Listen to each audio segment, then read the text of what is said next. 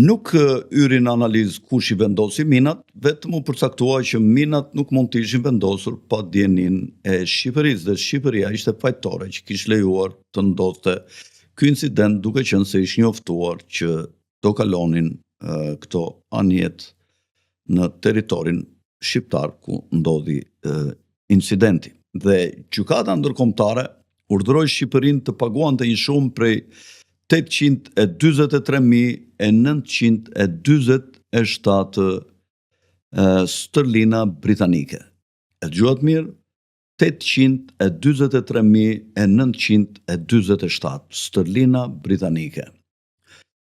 Qeveria shqiptare nuk e pranoi verdiktin që dha gjykata ndërkombëtare e Hagës, dhe si përgjigje qeveria britanike mbajti peng sasin prej 1.121 kg,5 kg ar, të cilat i vlerësoi me vlerën 630.000 sterlina britanike, pra nga 843.927 që ishte vendosur çmimi i dëmit nga gjykata për të paguar Shqipëria drejt Britanisë, Britania vlerësoi 1.121.5 kg ar, i vlerësoi në 630.000 sterlina britanike,